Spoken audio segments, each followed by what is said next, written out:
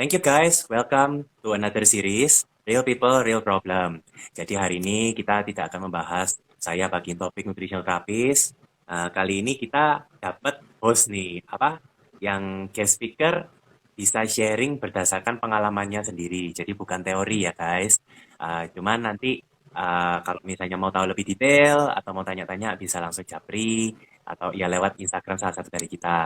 Jangan khawatir, nanti misalnya yang miss out, uh, IG live-nya ini nanti akan saya save di YouTube supaya nanti teman-teman bisa replay. Oke, karena pengalamannya Lim ini lumayan lumayan perlu diperhatikan. Ya, seperti biasa untuk series ini kita nggak akan bahas merek, nggak akan bahas produk. Tujuannya hanya untuk sharing supaya teman-teman, terutama mami-mami, belajar supaya nggak galau dan ngambil pengalaman dari Mami Lim cara survive terutama anak pertama atau anak yang ya bermasalah saat usia sebelum 1 tahun. Ya, Mhm. uh, coba sebelum mulai kita kenalan dulu deh. Lim, tolong dong intro Ya, dikit itu kerjanya apa atau gimana gitu. Yang pasti sudah menikah kan? mhm. Iya, yang pasti sudah menikah benar. Halo, salam kenal ya. Namaku Lim Novi, tapi biasanya dipanggil Lim sama anak-anak. Ya, aku sudah menikah dan punya anak satu, namanya Ella, perempuan ya. Ya, sehari-harinya sibuk kadang ini ya pesanan makanan. Terus untuk Sabtu Minggu biasanya adalah WO. Ya, jadi kadang cuma Sabtu Minggu, kadang juga kalau lagi bulan-bulan rame, juga hari-hari biasa juga ada. Kayak gitu sih. Jadi sibuknya ke wedding organizer yang butuh benar-benar waktunya itu menyita benar-benar sehari penuh gitu kan sampai acara selesai malam gitu. Itu sih dari aku. Jas Info itu kalau sibuk itu benar-benar sibuk kok Sabtu Minggu. Kebetulan saat pelayanan juga pernah ketemu akhirnya. Wah, melihat Lim Iya. in action. Tapi nggak Benar banget marahin kalau benar dia banget. sudah punya anak karena Lim ini orangnya gesit banget kalau pas lagi kerja. Gitu. Ya by the way, Just Info, ini Lim teman kenalan dari gereja. Jadi Iya, lewat betul. komunitas, karena ada teman-temannya yang tahu pengalaman saya sebagai nutritional therapist, akhirnya kita direferensi nih, bisa ketemu. Benar banget. Ya, puji Tuhan.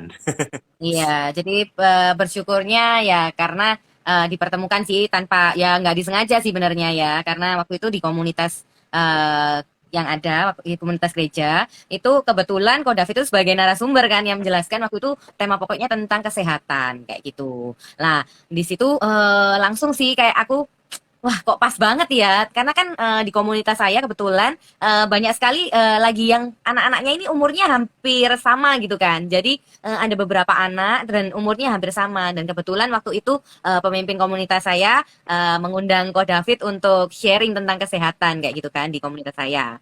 Nah, dari situ akhirnya aku memberanikan diri untuk ya boleh deh coba ya. Apa salahnya sih bertanya dulu gitu kan.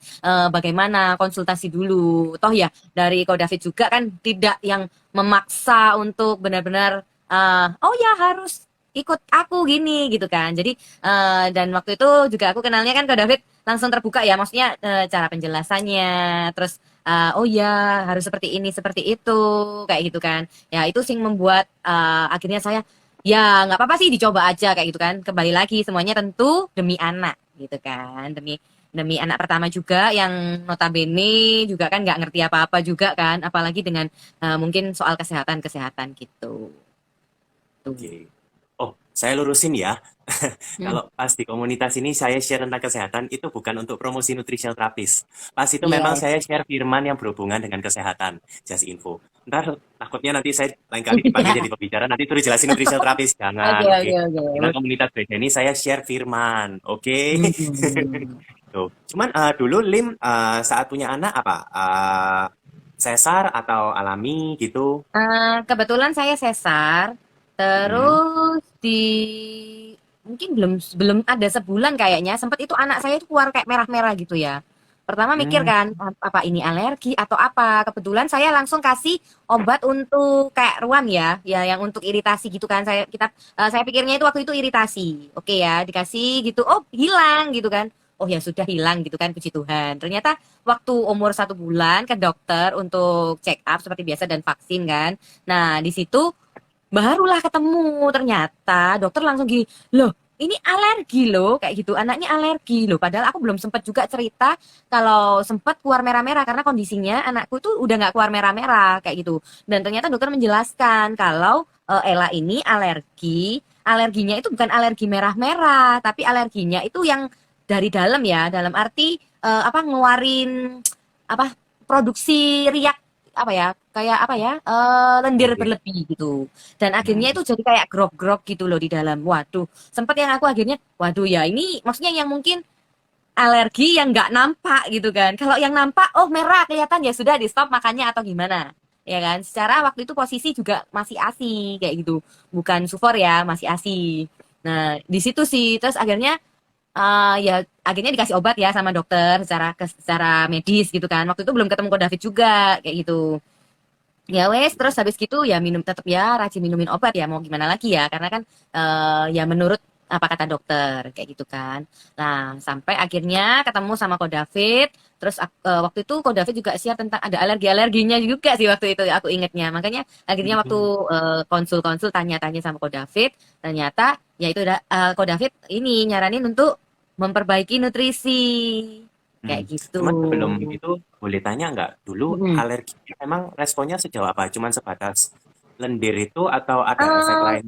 Alerginya apa Efeknya aja lendirnya itu sebenarnya? bukan batuk ya, bukan batuk juga ya. Jadi kayak tiba-tiba anaknya itu langsung kayak dalam kalau anak kecil ngomongnya gumo ya. Gumo tapi gumonya itu kayak ada lendir-lendirnya yang tebel-tebel gitu loh. Jadi kayak Hmm. ada riaknya, tapi dia nggak batuk, nggak pilek. Nah, anehnya Hmm. di situ. Jadi alerginya bukan bukan jadi kayak nggak tahu kalau alergi tiba-tiba aja kayak misalnya tiba-tiba kayak mungkin lemes ya, lemes atau drop gitu, terus gue gitu kan, biar itu ada lendirnya. Begitu juga waktu empasi awal itu juga gitu. Sampai akhirnya Oke. umur 6 bulan gitu. Terdeteksi alerginya alergi apa akhirnya? Alerginya alergi ini ya, unggas. Jadi Oke. kalau dokter bilang nggak boleh unggas, semua yang berhubungan dengan unggas itu tidak boleh. Jadi termasuk waktu itu kan karena masih ASI ya, jadi akunya sendiri juga ikutan tara gitu kan. Jadi aku nggak boleh makan Hmm. unggas, nggak boleh makan ayam, telur dan sejenisnya dan turunannya yang mengandung itu ayam dan telur. Terus yang ya Oh, kayak mie gitu-gitu semua nggak boleh gitu. gluten juga nggak boleh ya? Gluten iya kayak gitu Hmm. sih. Terus selain itu nggak ada lagi yang sudah terdeteksi alergi? Sementara sih itu karena kalau udang sih nggak ada yang terlalu gimana sih. Jadi lebih ke unggas sih kemarin. Dokternya cuma menekankannya di unggas gitu. Oke, jadi sampai umur 6 bulan ini, apa aja kesibukannya sampai bikin L ini bisa tambah sehat? Kayak check up dokternya mesti seberapa sering, Hmm, atau pengobatannya gimana, hmm. terus Kalau siapin cek makanannya gimana? hmm. Kalau check up dokternya sih sesuai dengan vaksinnya aja ya, karena kan masih 6 bulan pertama gitu-gitu kan masih sering ya tiap bulan sekali kan, sebulan sekali ke dokter. Terus untuk gimana lebih sehatnya sih, ya konsumsi obat itu sih, karena ya sempat awal dokter pokoknya habiskan. Waktu itu kan ada dikasih satu obat, habiskan pokoknya obat itu. Terus ada juga dikasih suplemen untuk pencernaannya. Jadi supaya mungkin pencernaannya jauh lebih bagus seperti itu. Ya cuman dua itu aja sih, sisanya ya tetap kembali lagi, tetap mamanya yang tara, nggak boleh makan sembarangan. Gitu aja Oke. sih. Dan ya itu juga akhirnya menyebabkan di awal 6 bulan empasi itu juga agak bingung ya, karena kan nggak boleh ini, nggak boleh itu, nggak boleh ini, nggak boleh itu. Dan cenderungnya jadinya itu Ella tipenya yang empasinya itu makanya dikit banget sih waktu awal itu. Dikit dan maksudnya jadi picky, langsung picky sih kayak gitu loh. Waduh ya bingung juga ya, ini nggak mau, itu nggak mau, ini nggak mau gitu kan. Nah ya Hmm. itu sih Pikinya lebih itu ke makanan itunya apa juga. aja yang dia mau terima? Atau makanan apa yang dia Yang nggak suka? mau terima itu akhirnya ya balik ke ini sih ya, yang lembut juga ya. Terus eh buburnya, terus apa ikannya sih ya selain ayam ya otomatis. Jadi kayak daging itu cuman aku ambil sarinya.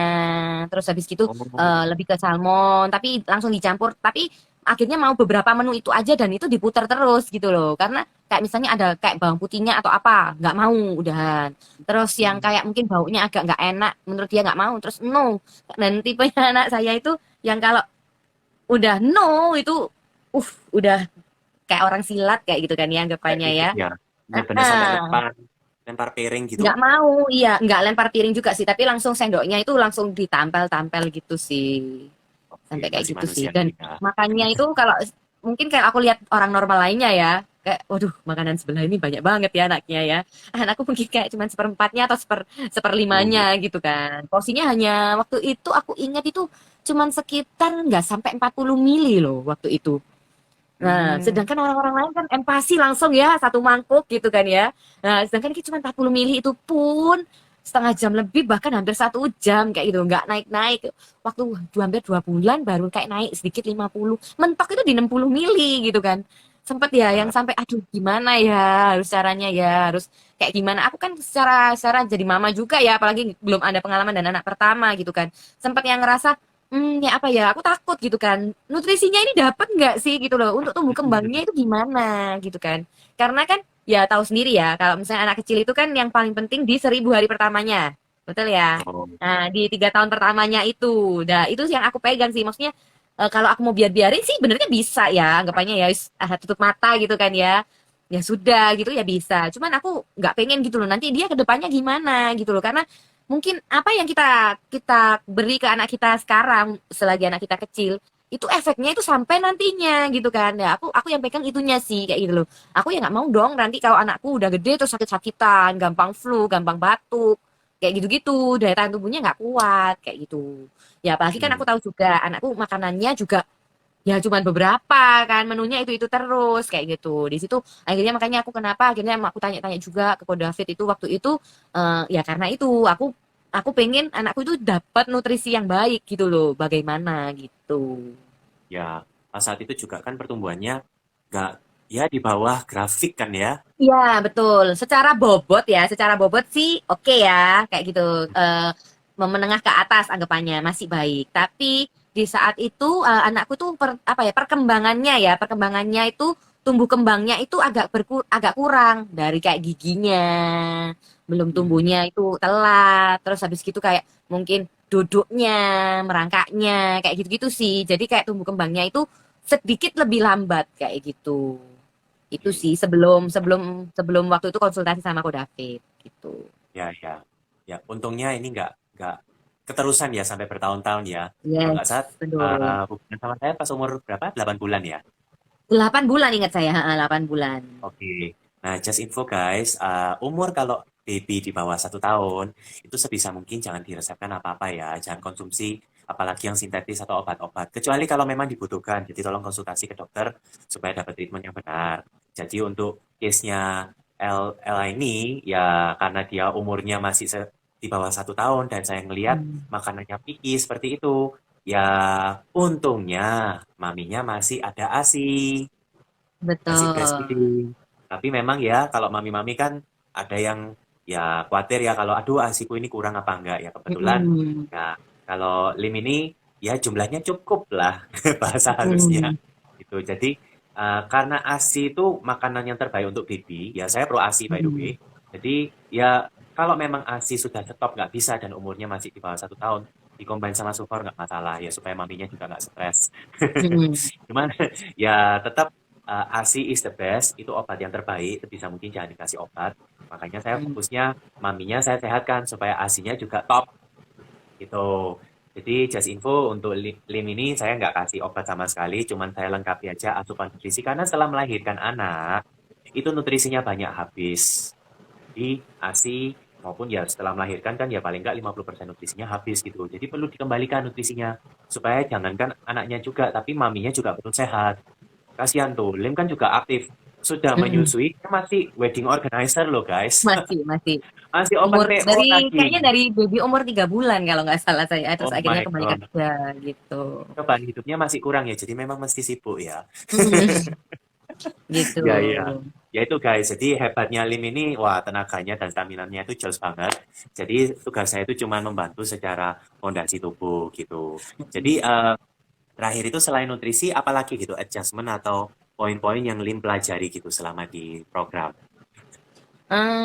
Kalau aku juga pelajari ya ini ya dari ASI ya anggapannya ya kan karena terus kan sempat sempat ya waktu itu kan banyak yang ngomong kalau sudah lebih dari setahun itu ASINya udah nggak baik kurang gini-gini kan banyak itu orang-orang yang mungkin menganggap kadang kan setahun selesai ya udah terus habis itu udah disape gitu kan cuman kan aku memang bertekadnya untuk benar-benar menyusui sampai 2 tahun gitu kan jadi memang aku memperjuangkan gitu kan memperjuangkan itu semua kayak gitu kan dan memang dasarnya ya untuk awal mulanya itu saya bukan termasuk ASI yang lebih-lebih ya kadang kan banyak yang mungkin oh asinya sampai lebih-lebih sampai didonorkan dan lain-lain ya. Tadi Ko David sudah bilang ya, kalau aku nih ya cukup gitu kan ya, puji Tuhannya cukup untuk kebutuhan anak saya aja gitu kan. Dan ya itu waktu dulu sih nggak sempat nggak keluar gitu kan asinya, tapi aku berjuang sih, maksudnya coba dan coba terus untuk tetap asi gitu kan. Nah, puji Tuhannya yaitu akhirnya Ella bertambah baik karena yaitu tadi aku tetap asi kayak gitu kan, tetap terus dengan tambahan nutrisi kayak gitu kan, karena sudah ditambahin dengan nutrisi kayak gitu loh. Dan akhirnya dengan ASI yang mungkin nggak turah-turah itu, dengan ASI yang cukup ini, ya puji Tuhannya ini sih Elanya lebih baik lagi, badannya tetap montok kayak gitu kan. Ya tetap montok kayak gitu, terus habis itu tumbuh kembangnya juga ngejar, giginya juga langsung ngejar ketertinggalan, langsung tumbuh. Dan maksudnya selama tumbuh itu pun juga nggak sakit ya, jadi Ella ini hampir nggak pernah yang sakit-sakit gimana ya, terutama bapil itu nggak pernah kayak itu ya, bapil nggak pernah sakit bapil ya, cuman mungkin kemarin tuh ya sempet yang kayak diare karena kan ASI ya, jadi mamanya salah makan karena anaknya. Jadi tapi yang untuk sakitnya Ella sendiri itu nggak pernah kayak gitu, nggak pernah yang aneh-aneh kayak gitu kan, dari kecil sampai sekarang umur 2 tahun gitu kan. Nah, dari situ sih, dan aku percaya saat ASI kita mama ini berjuang untuk kasih ASI untuk anak kita dengan nutrisi yang cukup, itu pasti sehat kayak gitu loh. Jangan, maksudnya gini loh, belajar untuk, kalau aku ya, belajar untuk tidak lihat kanan kiri, mungkin rumput tetangga lebih hijau gitu kan ya. Oh, lebih lebih oh asinya banyak, langsung aku minder gitu kan. Aduh, asiku nggak ada apa-apanya gitu kan. Yang mungkin kalau orang teman sebelah atau kita punya kenalan kayak gitu kan sebelah, oh asinya sampai ratusan mili gitu kan sekali pompa. Sedangkan kalau kayak aku ya di awal-awal cuma 60 mili, nggak mentok, nggak pernah 100, pernah sekali itu cuma 125 paling banyak. Itu rekornya di 125 aja kayak gitu. Yang lebihnya itu di bawahnya. Tapi aku percaya aku lanjut lebih ke breastfeedingnya ya. Jadi langsung kayak gitu DBF-nya. Dan mungkin ya aku percaya sambil ya juga berdoa ya, untuk tentunya juga berdoa gitu kan. Ella dapat segala sesuatu nutrisi yang terbaik itu yang diambil dari asinya itu. Walaupun nggak banyak dan cukup aja, ya Ella dapat yang terbaik gitu sih. Kalau dari aku, jadi mama-mama jangan jangan apa ya, jangan goyah hati saat asinya mungkin hanya terbatas. Percayalah bahwa nutrisi yang terbaik yang akan diambil sama anaknya, dan tetap DBF-in terus aja, breastfeedingnya terus aja kayak gitu. Terus berjuang aja gitu. Pasti sih Gitu. demi nantinya ya, karena kan dalam ASI itu kan kandungan yang terbaik ya Iya, gitu. ya. Ya bagusnya juga kan join di komunitas dan kebetulan komunitasnya Betul. positif. Jadi paling nggak Yes, bisa saling mendukung, saling menguatkan, nggak kasih masukan-masukan yang benar. nggak guna. Ya, bener banget. Otomatis harus punya komunitas juga yang positif ya. Jadi kayak mami-mami jangan apa, jangan dipendam sendiri gitu kan ya. Kalau misalnya ya itulah mami butuh kewarasan ya, anggapannya ya, dalam tanda kutipnya bahasanya kewarasan ya sekarang ya. Ya butuh kewarasan itu untuk diceritakan, berbagilah. Kalau apa ya, ya aku juga sering lihat sih kayak apa namanya, yang membangkitkan positif, untuk afirmasi positif untuk diri kita kayak gitu juga. Dan kalau memang benar-benar gak kuat, perlulah kayak gitu teman untuk cerita gitu. Ya, ngomong-ngomong soal teman buat cerita, dulu kan sempat positif COVID ya. Itu Oh gimana itu iya sebenarnya di saat betul. ada di pihak, kan kalau dulu sensitif alergi kan juga lumayan rawan ya. Itu kena COVID-nya di saat saya treatment atau gimana? Yes, waktu itu sempat kena juga waktu treatment sih waktu itu ya. Waktu itu Ella umurnya hampir 1 tahun, jadi 11 bulan. Waktu Ella umur 11 bulan, kebetulan saya, mama saya sama Ella kena, karena kan tinggal serumah. Karena waktu itu benernya mau vaksin besoknya, tapi malamnya udah kena duluan. Kayak gitu ceritanya.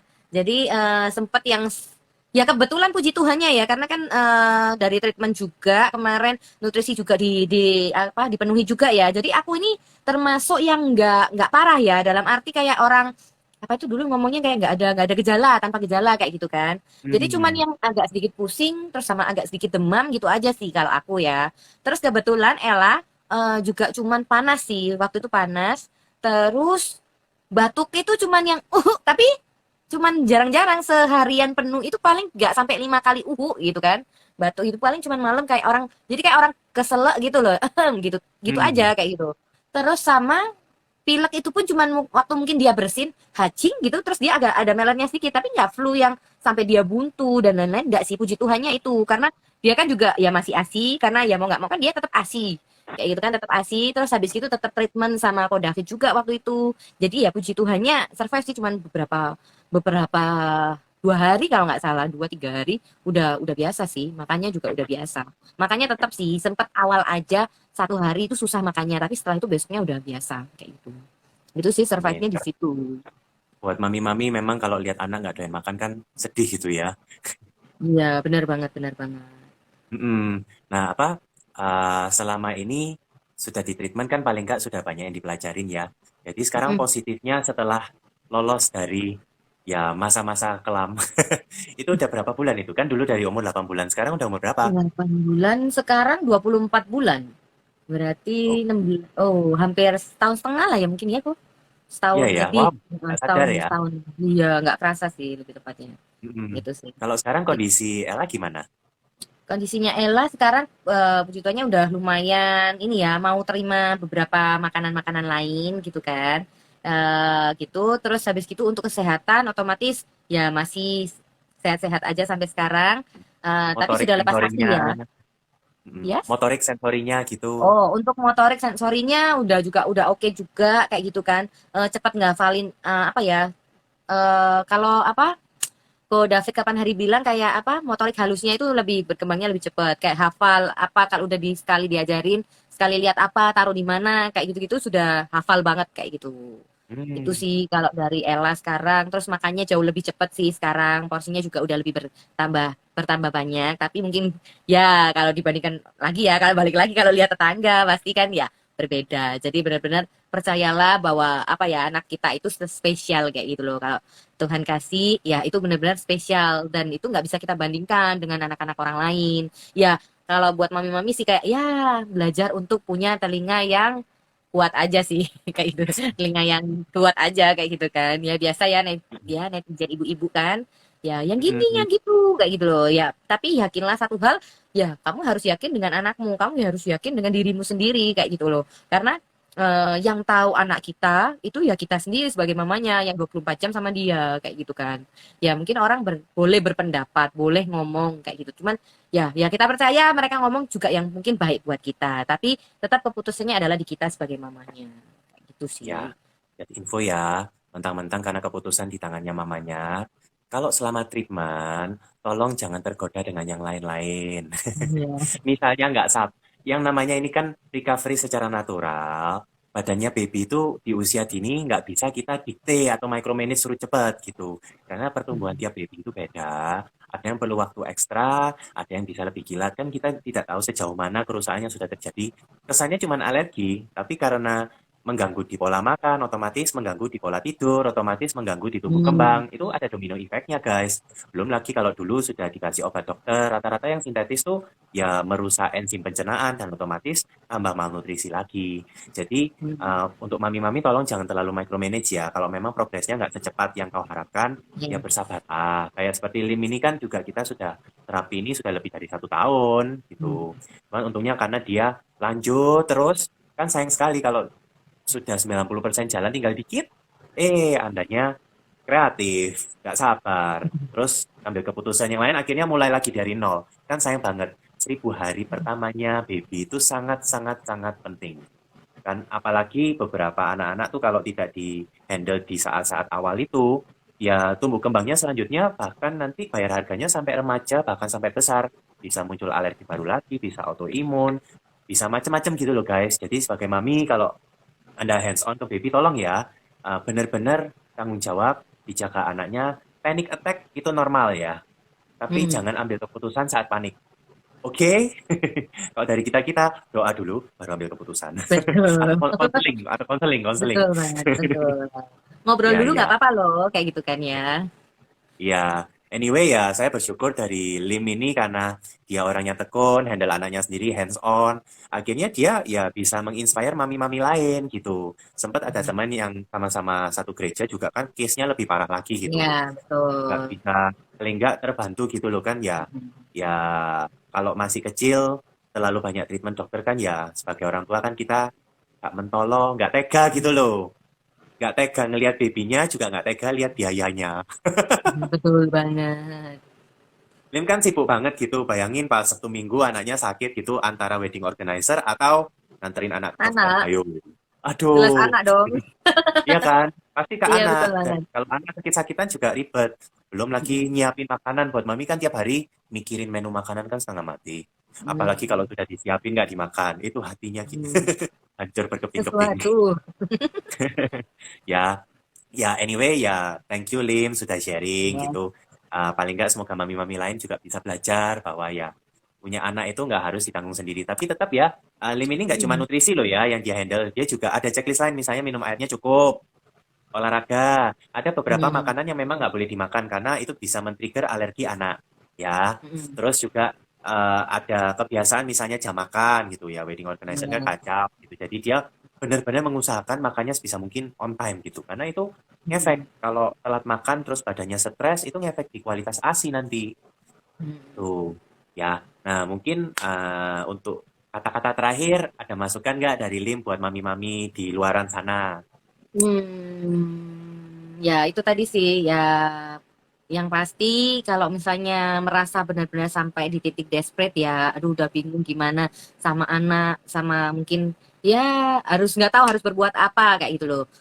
Carilah teman kayak gitu kan ya carilah komunitas yang bisa bantu kalian memberikan masukan yang positif atau mungkin menyarankan dan menuntun harus kemana kayak gitu mungkin konsultasi dulu kayak gitu kan dengan ahlinya kayak gitu dengan teman-teman di komunitas juga yang mungkin juga udah punya pengalaman kayak gitu kan. Terus ya itu tadi. Terus yang kedua tetap percaya sama ASI kalian kayak gitu kan. Terus percaya bahwa saat ASI kita plus dengan nutrisi yang tepat kayak gitu loh, itu menghasilkan adalah anak kita yang sehat nantinya kayak gitu sih.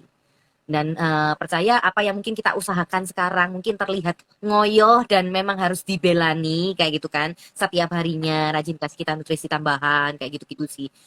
Itu bakalan ngefek di nantinya kayak gitu sampai dia besarnya kayak gitu loh jadi orang yang nggak gampang sakit kayak gitu dan tumbuh kembangnya juga berprogres gitu giginya juga Oke, lengkap kayak gitu kan sesuai dengan waktunya itu oke, semua sih amin. menurut aku. Ya, paling tambahan satu lagi ya. Ingat, ini bisa berhasil, Ella bisa sehat, itu bukan karena Lim saja. Yang membantu Lim supaya bisa sukses dalam hal parenting itu ada campur tangan suami. Ya, jadi Yes. ingat ya guys, ini kesehatan anak itu yang ikut andil, nggak cuman mamanya ya. Papanya juga harus ikut serta. Karena bikinnya berdua, oke? Tanggung jawab juga Oke. dibagi dua. Ya, Yes. saya kasih message juga untuk daddy-daddy, tolong nggak semuanya beban dikasih ke mami gitu. Tetap ada versi kasihnya seorang papa yang bisa dikasih untuk anaknya sendiri, juga termasuk untuk istri. Oke, happy wife, happy life. Benar Ya, banget. oke. Thank you loh, Lin, sudah Yes, sharing. Jadi, sama-sama siri kok.